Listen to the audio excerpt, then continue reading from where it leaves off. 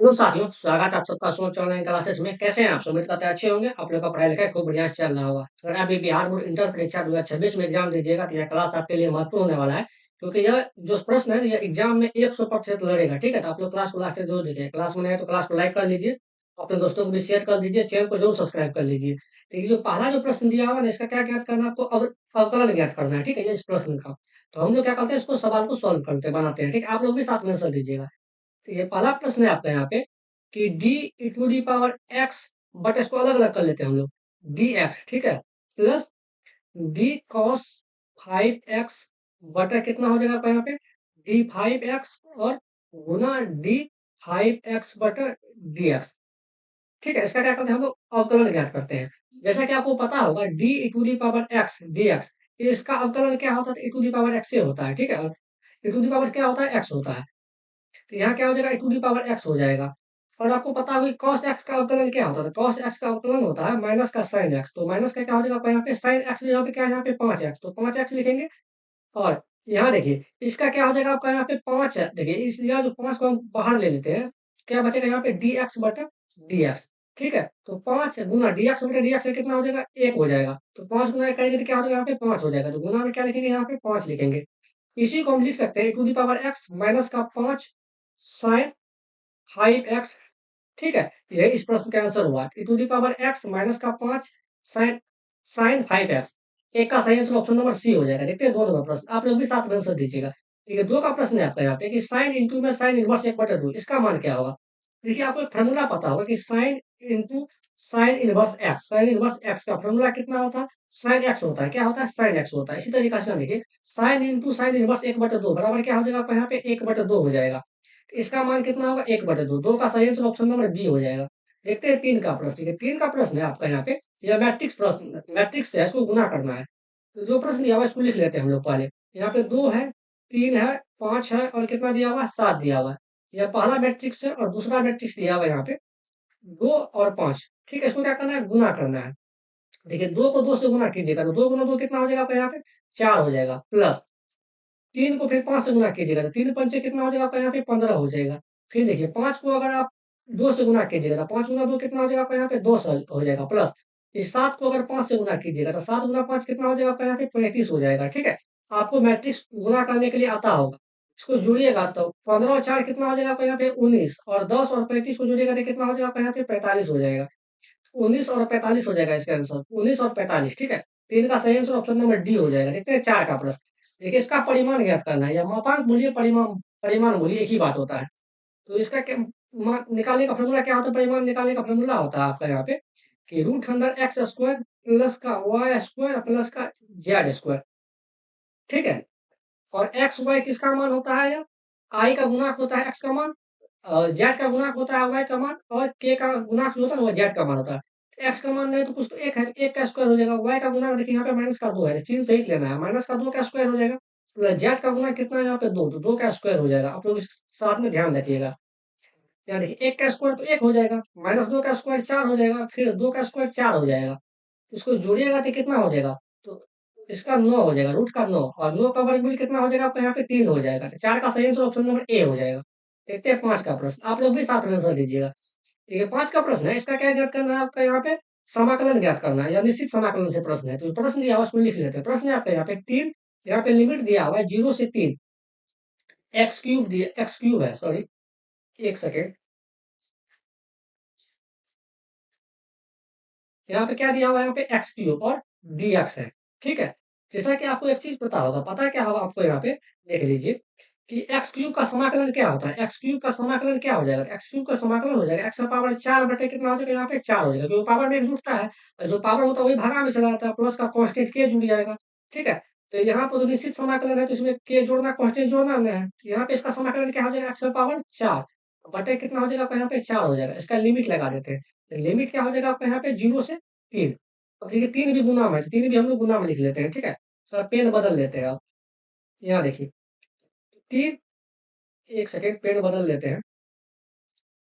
ठीक है, बटा में 4 है तो इसको क्या करेंगे? बाहर कर लेंगे। बटा में 4 हो जाएगा तो बचेगा क्या यहाँ पे? X power 4। और लिमिट क्या है? यहाँ पे 0 से 3 दिया हुआ है। इसका मतलब क्या हुआ? 3/4। देखिए एक्स के जगह पे एक बार तो आपको 4 लिखना है, एक बार क्या लिखना है? 0 लिखना है।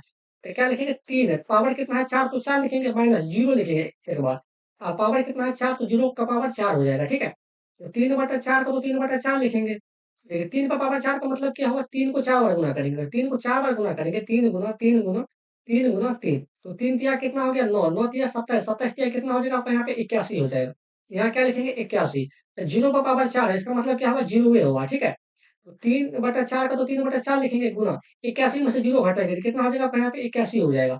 तो 381 गुना कीजिएगा कितना होगा 324 हो जाएगा, 324/4 हो जाएगा, तो सॉरी 243 बटे कितना हो जाएगा 24, 4 होगा। तो 243 बटे कितना हो जाएगा आपका यहाँ पे 4 हो जाएगा, तो 5 का सही आंसर ऑप्शन नंबर बी हो जाएगा। देखिए अगर आपको यहाँ तक आ गया तो क्लास को लाइक भी करें, अपने दोस्तों को भी शेयर भी कर दीजिए, और चैनल पर नए हैं तो चैनल को जो है आप लोग सब्सक्राइब कीजिए, ठीक है? इसी तरह क्लास देखने के लिए।